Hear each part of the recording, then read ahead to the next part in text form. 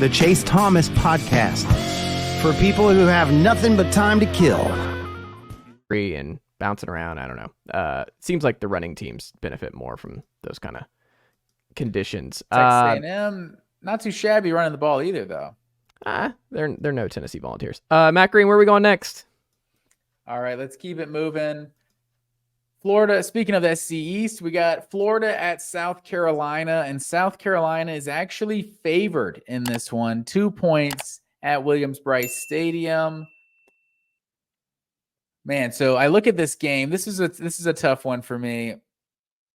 I feel like it's one of those weird situations where I feel like what teams, everything's about matchups. And what both of these teams do poorly, I feel like the other team also does poorly. Like, I feel like Florida is a bad run defense, and South Carolina's really not going to run the ball at all. Like they did. The guy had 100 yards in the Tennessee game, but he broke like 175-yard run. Not that didn't happen, but they just haven't had a good run offense all year. And then you got South Carolina on the other side has had a terrible pass defense. And Florida wants to run first. So I really don't know how these teams match up against each other. Like, this feels like one of those games that could go to overtime, or just either one could just blow out the other. Like, I have no idea where to sit on this one. Yeah, I think this is going to be a gigantic one for South Carolina. I think it's a sneaky must win, because then you're staring at 2-4, and I don't know where the bowl eligibility is out the window at that point. And then what are you looking at with Shane Beamer? Like, what is the temperature for him? You just made an offensive. I think this is a must win for both as far as bowl eligibility goes.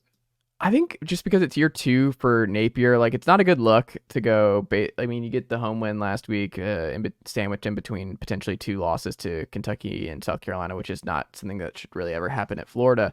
But like, Billy needs to clean up the road issues. Everyone knows about the issues on the road. You got embarrassed at Kentucky. I don't think that will happen here. I think this is a better matchup for them. But here's the issue for me. This is the stat that I came down on that I think will end up meaning that South Carolina gets this home dub. Florida's 105th in sacks right now.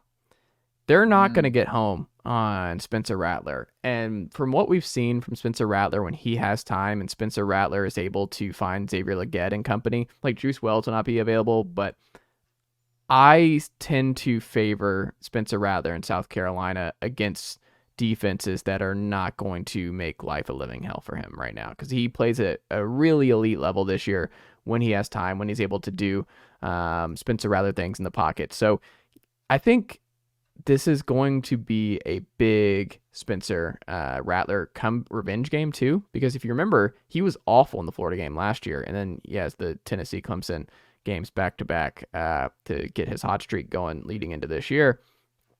I also just don't think UF is a team that plays well from behind, and this is going to be a very strong atmosphere. Williams-Brice, an underrated SEC home atmosphere over there in Columbia. So I think this is going to ultimately be a fun, chaotic game. A lot of dumb turnovers, maybe some bad coaching on both sides, but I think this is a big one. And Florida is 30-10-3 in this series all time. But look, they also own the Kentucky series for a really long time, and Kentucky's won 3 straight there.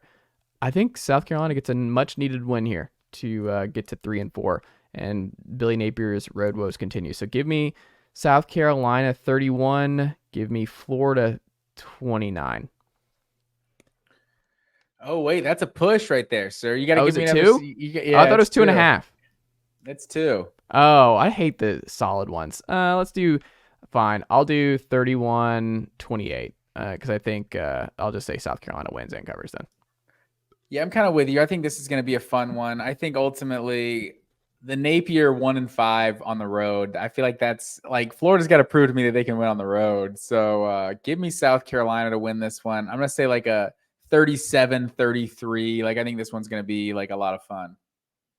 All right. Like, you don't know if it's 2 good teams you're watching, but I think it's going to be a fun game to watch. I think South Carolina, I don't know. Never mind. I'll hold that after watching Tennessee drop South Carolina. I'll hold that back. All right. Where are we going next? Let's keep it moving. USC going on the road after playing with fire every week. They're going on the road at Notre Dame. Notre Dame's a 2.5-point favorite in this one. How do you see this one going, sir? Notre Dame, man, their schedule the last 4 weeks has been just brutal. Duke, Ohio State, Louisville, and now USC. And a lot of these in prime time with all the eyeballs and this, that, and the other. But here's the thing. They're going to avenge their recent failures. The Louisville loss was bad, but Louisville's a really good team, and they look like they just might like they might push for a New Year's Six game. Like they look really, really good. And they might, like, what if Louisville's just the best team in the ACC this year? Like, what if that's just where we're at? That offense is great, and Jeff Brom's a really, really good coach. But it's not a bad loss for Notre Dame.